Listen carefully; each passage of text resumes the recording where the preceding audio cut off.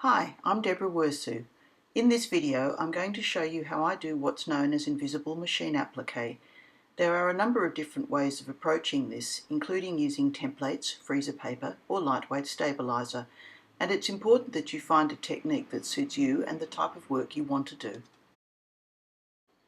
The technique I'm going to demonstrate results in very neat edges, which is what I'm after when I choose an invisible applique method.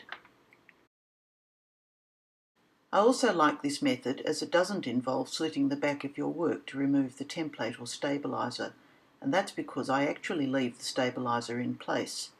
However, this does result in a slightly stiffer finish than some other techniques. The method is very effective when creating art quilts or display quilts, but also can be used for everyday bed quilts, as the stiffness gradually washes out when repeatedly laundered. To demonstrate this method, I'm going to make this simple twining hearts block. In order to make this block or use the technique, you will need some background fabric and your applique fabrics. The other things you'll need are a pencil or marking pen and some scissors, a Soline fabric glue pen, a simple cuticle stick that you'd normally use when manicuring your nails, and some Roxanne's glue basted and a cutting board. Finally, you'll also need some regular baking paper from your supermarket and stabilizer. The stabilizer I'm using is Floriani Stitch and Wash Fusible, Water Soluble and Tearaway Stabilizer. Now that you've gathered together everything you need, take a reverse image of your design and carefully trace it onto the stabilizer. Then carefully cut out each applique shape from the stabilizer. Now fuse each piece of stabilizer to the appropriate colour of fabric, covering with a sheet of baking paper to protect both your iron and the stabilizer. When you begin to cut out each applique shape, cut quite close to the edges, but leave about 1/8 of an inch for the turns. Keep going until you have all the pieces cut out. Now begin applying glue around the edges using your Soline fabric glue. You only need a tiny amount of glue and work on a small section before proceeding to the next. Clip the curves using sharp scissors where necessary. Outside curves won't need much clipping, but inside curves need to be clipped in order to lie flat. And remember to clip after applying the glue. Using your cuticle stick, begin to turn the edges in. You can get quite an even edge doing it this way.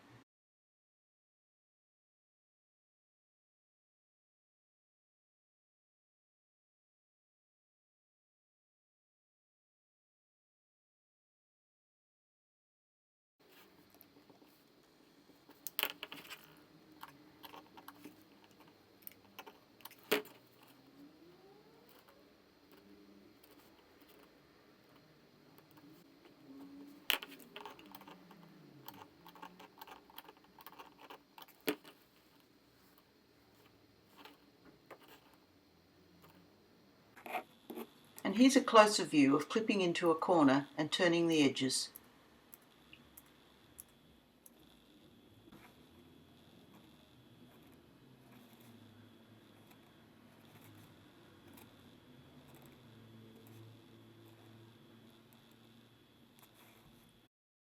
When all the edges are turned and secured, heat set the glue using baking paper or an applique mat for protection.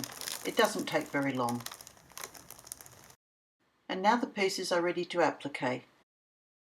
Cover your master pattern with a piece of baking paper and check the layout of your pieces. With this twining hearts design, I have to cut one of the pieces in order to be able to interlock the two shapes. Now, using the Roxanne's glue basted, apply tiny dabs of glue around the edges and place the piece down directly onto your baking paper.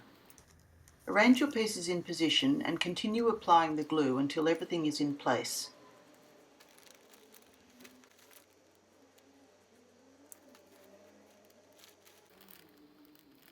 Then heat set the pieces directly onto the baking paper and carefully peel your entire applique unit off the paper.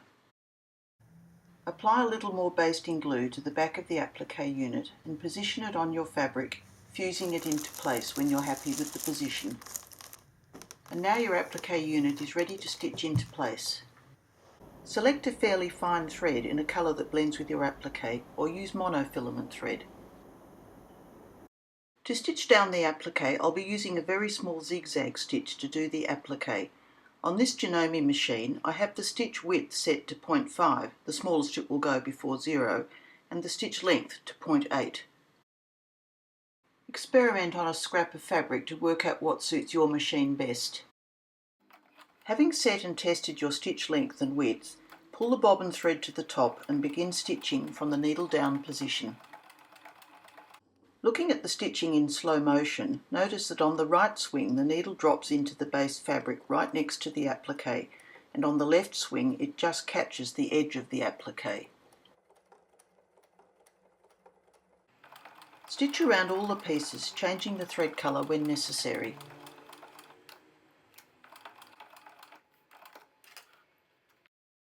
When you've finished, your stitching will be invisible from a distance, and very neat and unobtrusive close up. With this pattern, I've also made use of the fabric cut from the centre of each heart shape to make positive and negative contrasting designs. So, regardless of whether your preferred style is traditional quilting or art quilting, this technique, with a little practice, will allow you to produce beautiful, machine-stitched, turned-edged applique. I hope you enjoy trying out this technique for yourself.